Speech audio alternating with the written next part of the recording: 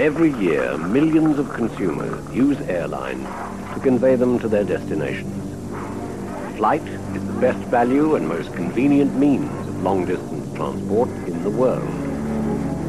Passengers book their flights in the belief that the industry cares about the customer, spending vast sums on research and technology to make their services safe. Statistically, they're assured, flying is safer than crossing the road. But year in, year out, there are incidents that challenge this accepted wisdom, and all too often, glossy corporate images are replaced with those of terrible destruction. Safety standards throughout the world differ massively.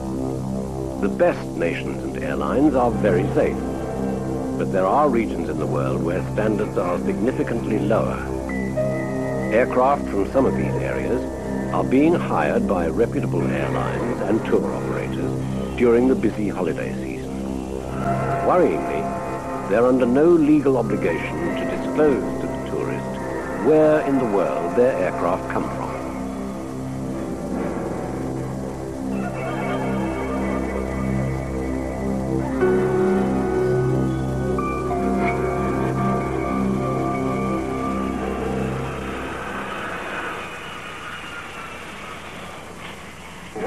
Air accidents are meticulously investigated and documented.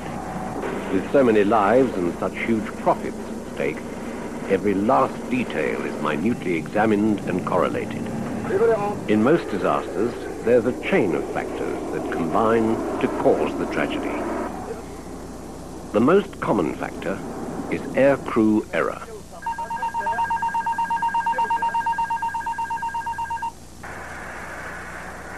The European-developed Airbus A320, the world's first fly-by-wire airliner, was launched with a fanfare of optimism. At Mulhouse Airport in June 1989, Air France's first fully operational A320 took off on its maiden flight. First, it had to make a flypast for the world's press.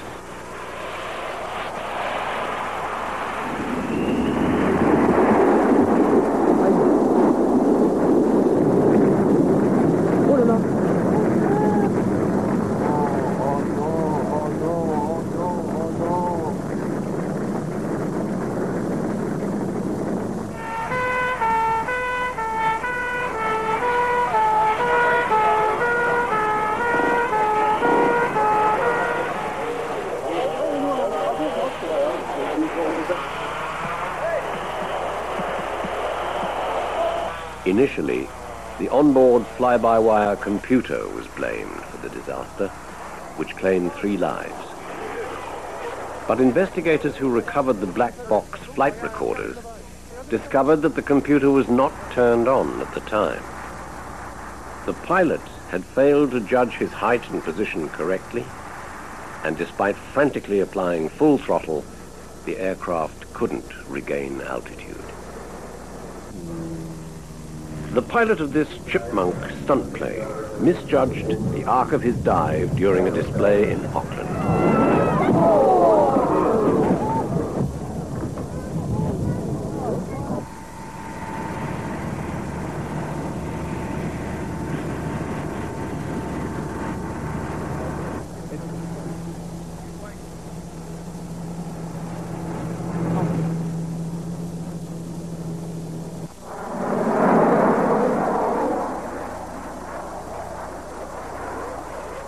Halfway through an intricate display at the 1993 military tattoo at Fairford, a minute miscalculation by these 2 Russian pilots resulted in a spectacular example of pilot error.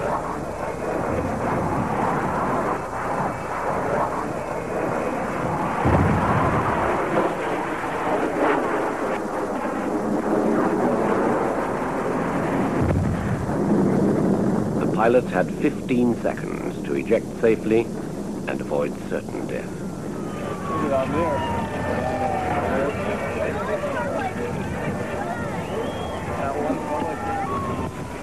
I got it.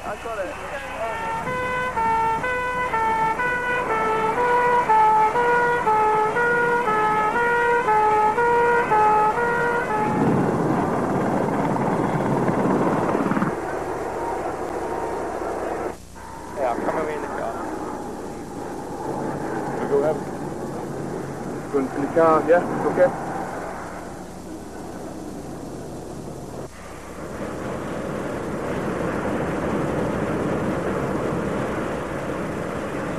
The second most common factor in air accidents is officially described as controlled flight into terrain, which effectively means crashing into obstacles that the crew did not realize were there.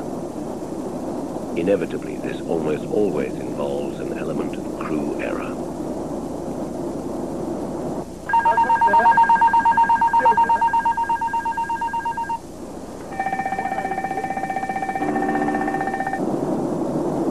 Most modern airliners are equipped with flight management systems which navigate the aircraft between strategically positioned beacons along the flight path.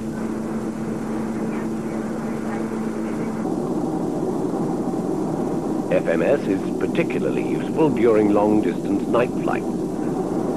However, a manual change of course or altitude during landing approach, for example, not registered by the FMS, can result in the system obediently realigning the aircraft towards the next beacon, regardless of obstacles like mountain ranges.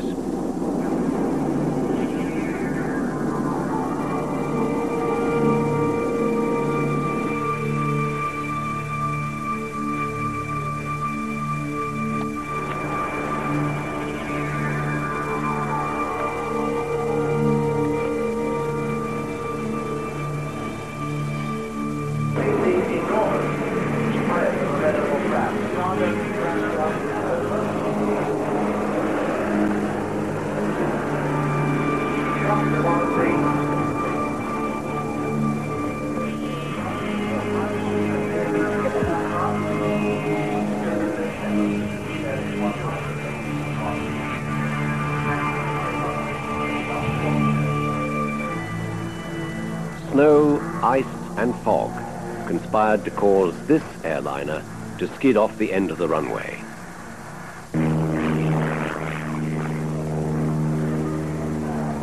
Flat light and glare from the snow were factors in this accident.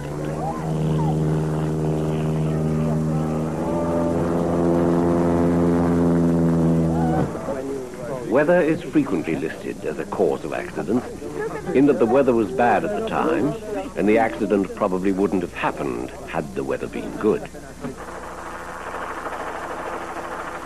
Loss of control of an aircraft due to mechanical failure, like this jammed rear helicopter rotor, is one of the greatest tests a pilot can face.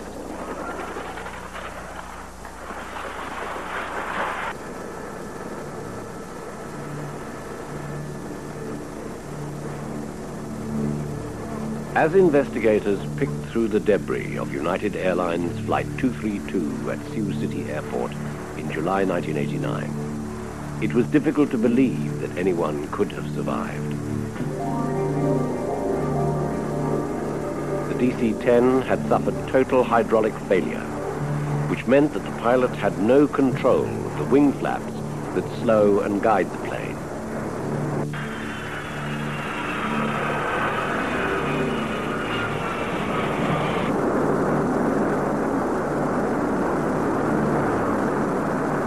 It hit the runway at 200 miles an hour.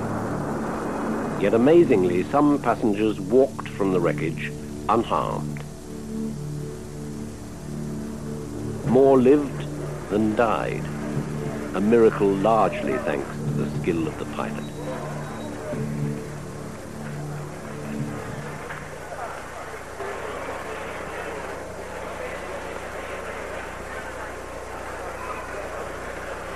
A missing engine casing caused the failure, but the pilot stayed remarkably calm as he brought the stricken aircraft in.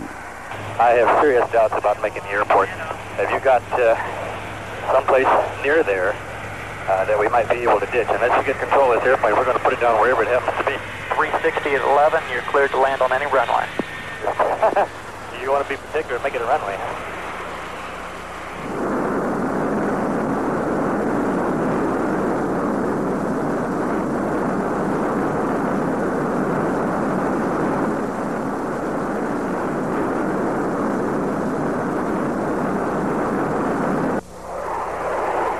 Swedish Jazz Gripen fighter, losing control over Stockholm, was designed to be Europe's premier strike aircraft.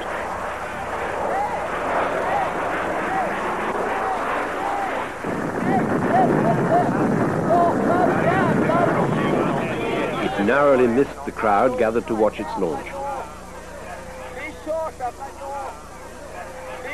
up big corner.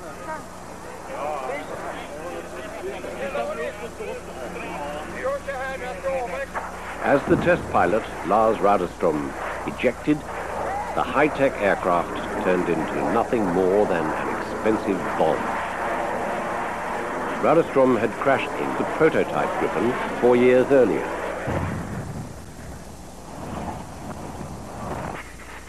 Engine failure, as in this Turkish Airbus, which plunged 20,000 feet over central Paris, is the next most common accident cause.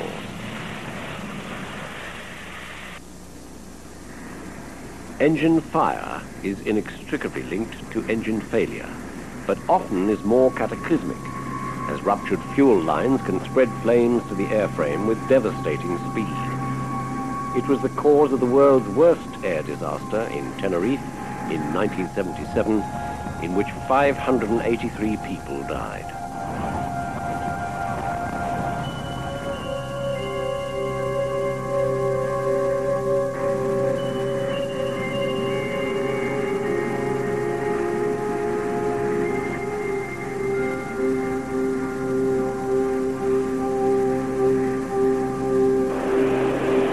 Passengers watched in horror as the engine of this Boeing 747 caught fire on takeoff.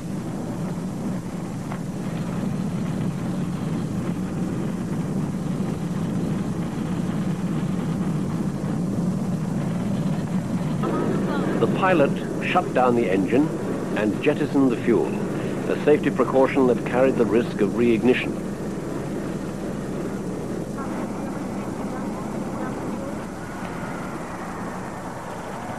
On landing, the passengers' gratitude was self-evident. Just as we rotated and walked around to connect with the muscle storm for that was probably due to the significant cross. In an aging world fleet, the chances of structural failure will inevitably continue to rise as time passes. Experts said that it was 50-1 against the pilot managing to land this Boeing 737 after the roof flew off on approach to Hawaii in 1988. The stewardess was sucked out, but luckily all the passengers were wearing seatbelts at the time of the structural failure in preparation for landing, and despite casualties, none lost their lives. Once again, it was the skill of the pilot that prevented a terrifying ordeal from becoming a catastrophe, and survivors were quick to thank him.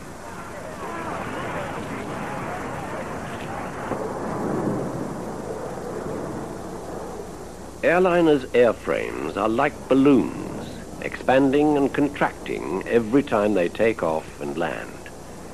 The stresses they're put under are huge. This jumbo's cargo door ripped free just after takeoff.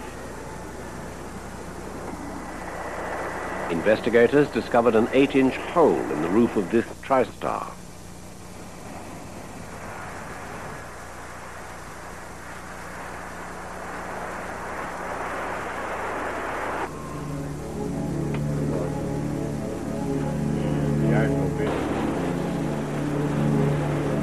The International Civil Aviation Authority publishes an annual safety review that records the numbers and causes of accidents worldwide over the previous 12 months. The disturbing findings and recommendations from that document reveal an industry that knows precisely why disasters happen, where in the world they're most likely to occur, and how many lives are expected to be lost.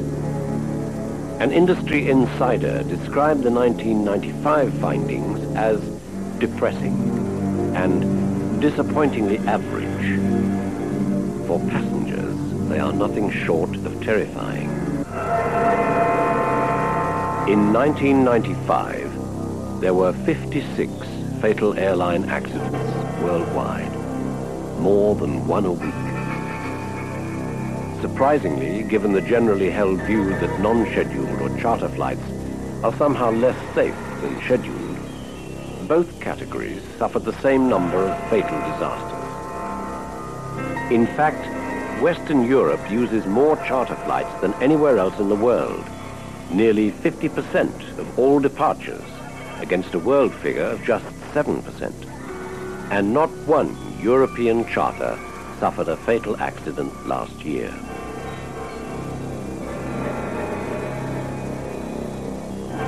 (1,213 people lost their lives in airline accidents in 1995, more than in Bosnia-Herzegovina or the Middle East.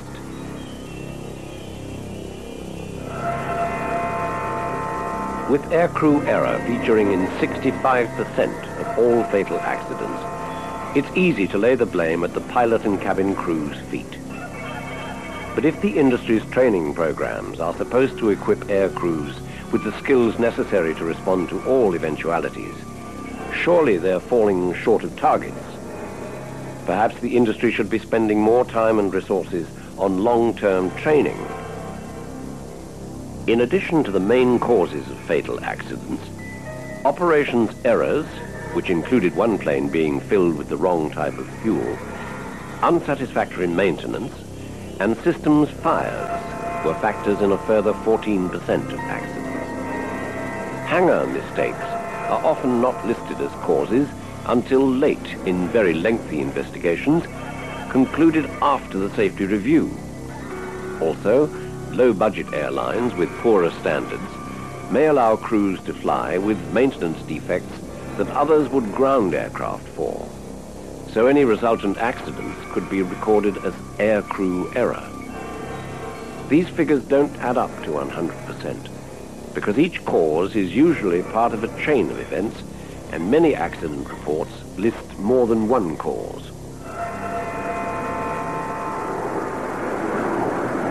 Systems failure figures highly in the list of key accident causes.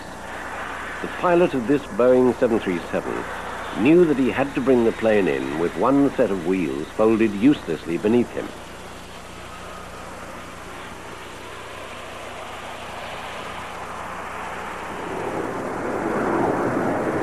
At the last minute, he aborted. Four attempts later, bringing the plane in within feet of the perimeter fence, he finally touched down.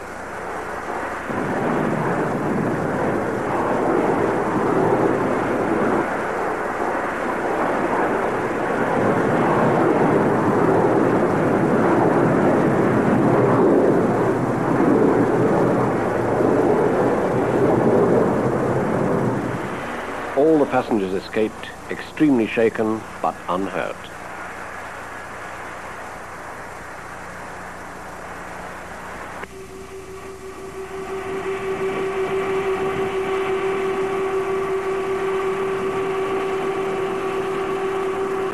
The difference in safety standards between the best and the worst regions of the world is common knowledge in the air industry. According to its data, the region with the consistently worst safety record in the world is Africa, which had 9 fatal disasters in 1995, followed closely by Latin America and the Caribbean, which had 13 fatal crashes between them.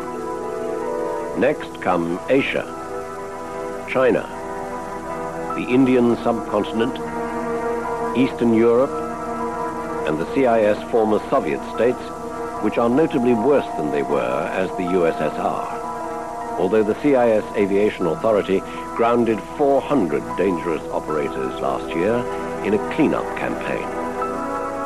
The safest regions are Western Europe, North America, the Middle East, and Australasia, which boasts the safest airline in the world, Qantas, which has never had an accident. The disparity between the least and the most safe is massive. You are 16 times more likely to die on a domestic African flight than on an American one. With worrying statistics like these, it's more important than ever that the traveler makes an informed choice when booking flights. But under current legislation, this choice is being denied them. The airlines check on you, you should be able to check on the airlines. Most holidaymakers would assume that the airline their tour operator books them on was British, or at least from the destination country. But this is not always the case. A flag of convenience culture is emerging in the air industry. Increasingly, package tour operators and airlines are wet leasing foreign-registered aircraft to supplement their fleets during the holiday season. By law, they are not obliged to tell tourists where their aircraft are from. This absurd lack of protection is unique. Car dealers have to divulge service and maintenance logs. Public buildings have to display safety certificates. Surely, when you place the lives of your loved ones in the hands of an airline, you should have the same level of information available to you. The implications of not knowing could be grave indeed.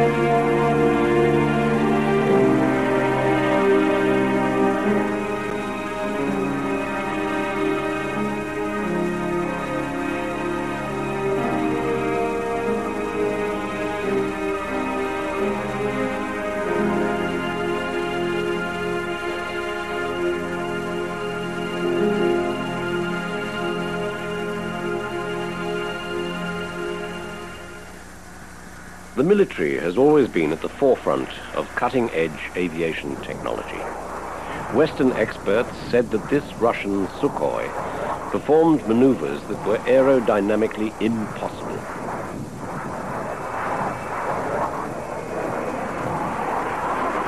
But despite the huge defense budgets supporting military fleets, they're no more exempt from the principal causes of accidents than their civil counterparts.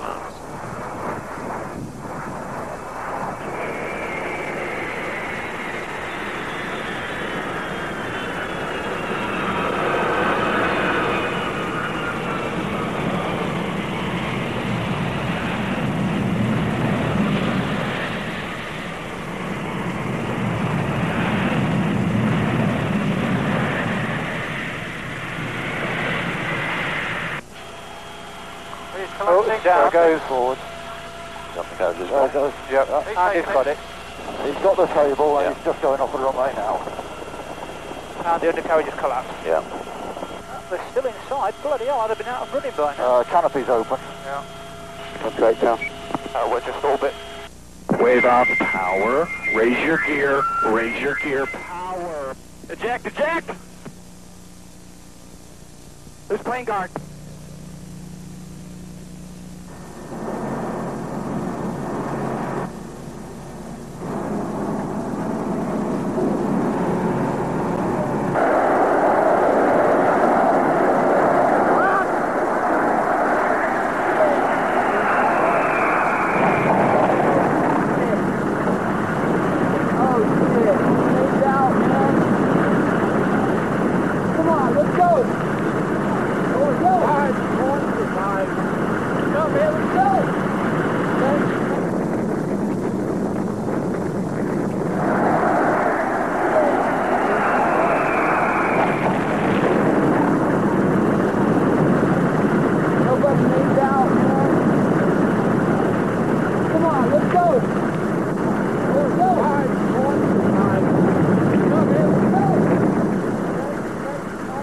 In 1991, the crash of this F-22 stealth fighter prototype caused grave concern in the Pentagon, where its multi-billion-dollar development fund was authorized. It's now in service, as is the Jazz Gripen, which was almost scrapped after this prototype also crashed.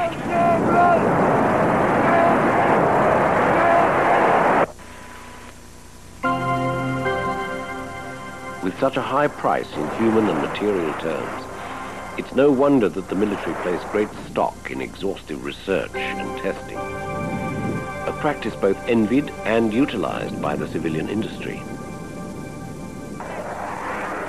This test shows what happens when aviation fuel is released into a stream of air and ignited.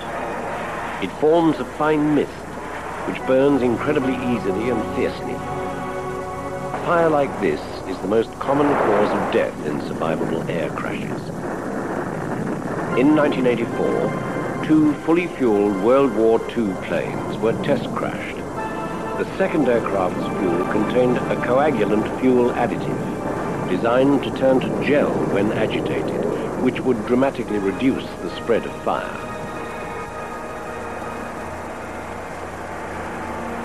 This persuaded authorities to conduct a full-scale test by crashing a remote-controlled Boeing 720 whose fuel tanks contained the fuel additive.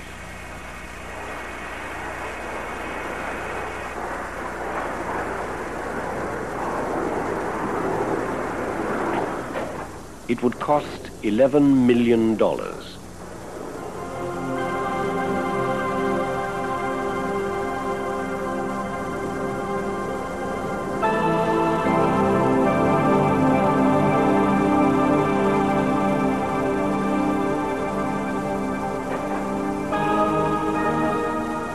Aviation authorities also took the opportunity to place on board 64 test dummies, some wired to monitoring equipment, to investigate the effects of crashing on humans. The test would dictate whether the industry would commit itself to spending billions worldwide making the additive mandatory. Such a commitment required conclusive test results, so it was with great expectations that the Boeing took off from Edwards Air Force Base in California.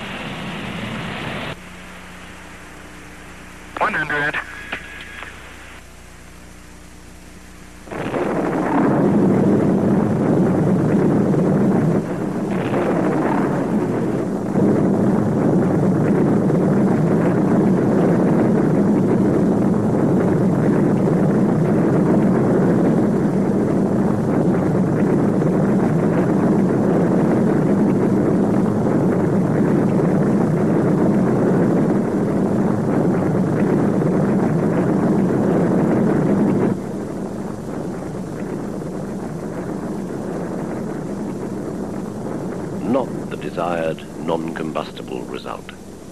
Everything, including the dummies, was burnt to a crisp.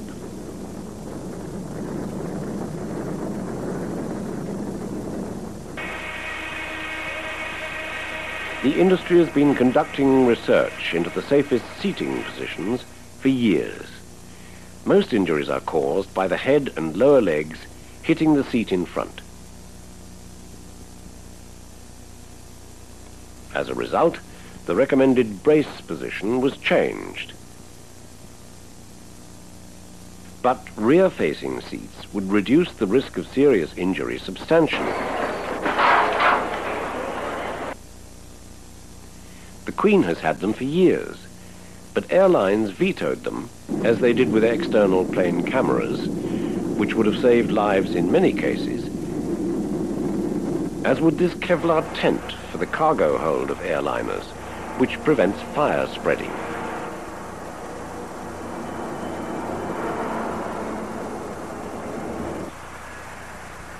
Runway overshoots occur frequently. 5 people died in this US Air Boeing 737 at New York's airport.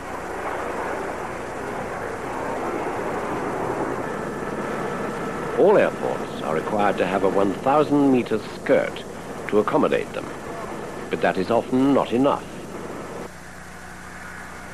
This porous concrete bed was developed to slow aircraft down.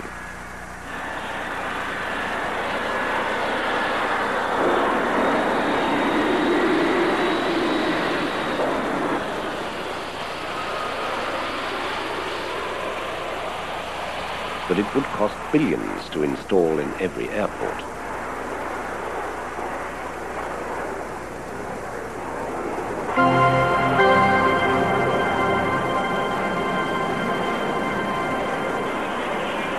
Air shows are a marketplace for the industry to present its wares.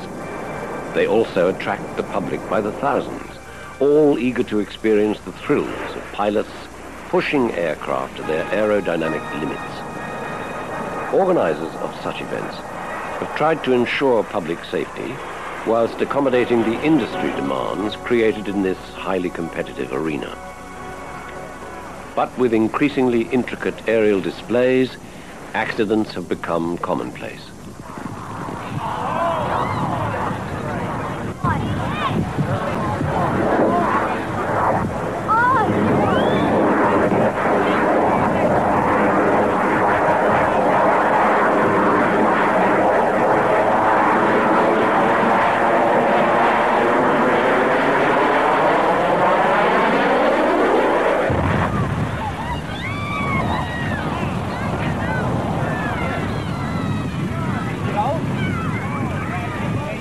This pilot ejected and the plane crashed onto the empty airfield. But at this display in Japan, the airfield was much smaller.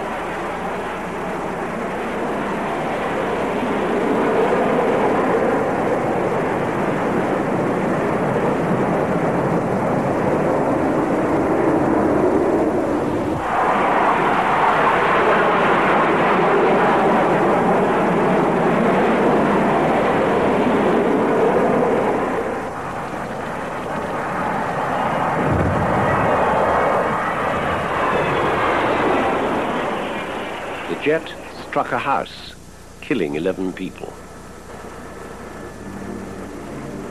The lesson wasn't learnt. 5 years later, at a display at Ramstein in Germany, an Italian stunt team collided in the middle of a packed airfield. The maneuver was one of the most ill-judged and dangerous ever attempted, with a single jet passing through 9 others over a crowd. The result was an appalling tragedy.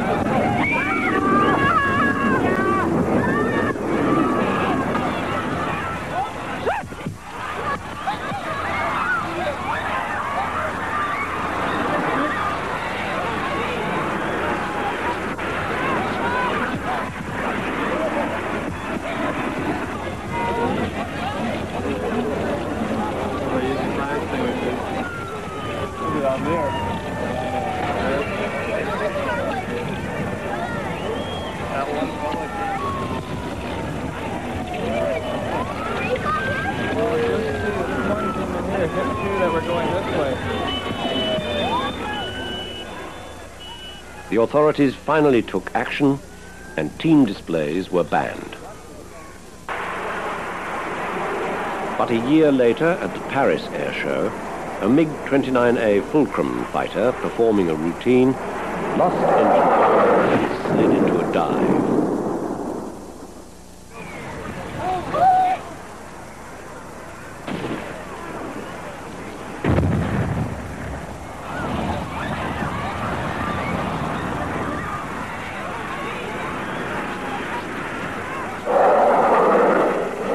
The pilot ejected just feet from the ground, but was conscious and able to speak.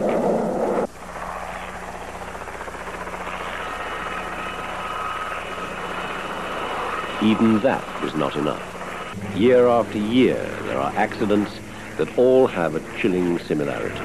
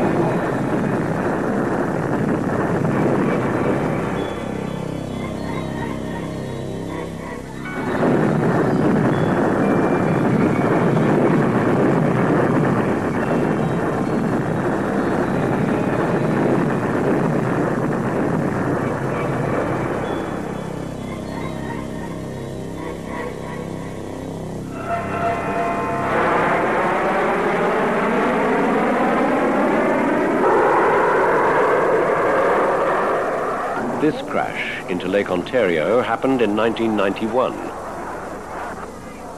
4 years before 1995's tragic Nimrod accident in almost precisely the same spot.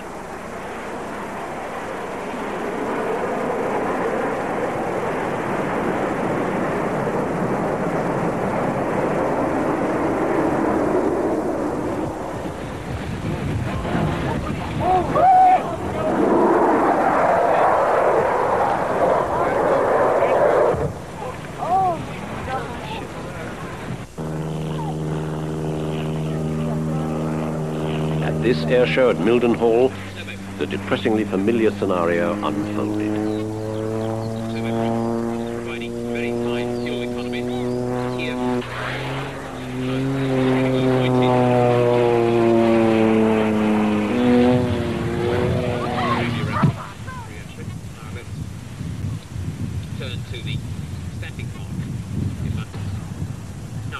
But the show's emergency services were criticized for taking 6 minutes to cross the runway and attend to the accident.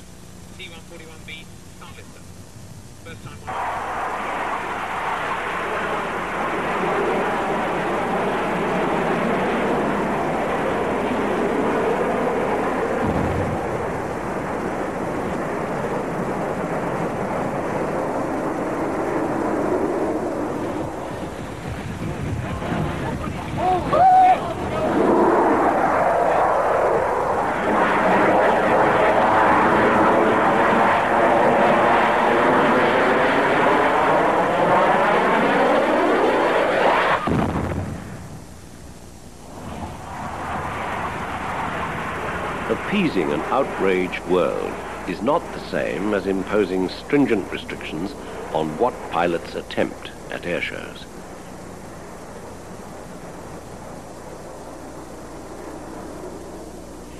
Until that happens, it will continue to be fate that dictates whether pilots walk home after their displays.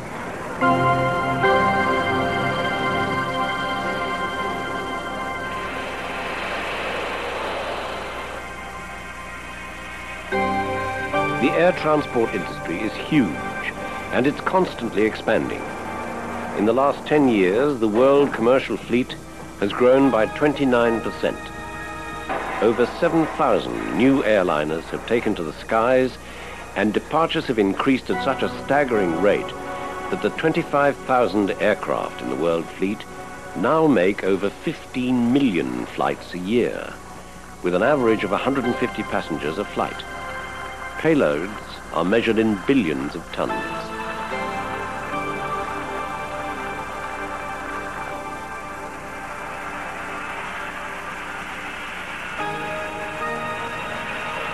But shockingly, by the industry's own standards, if safety does not improve, accidents will continue to increase in direct proportion to this expansion. Growing industry, growing risk.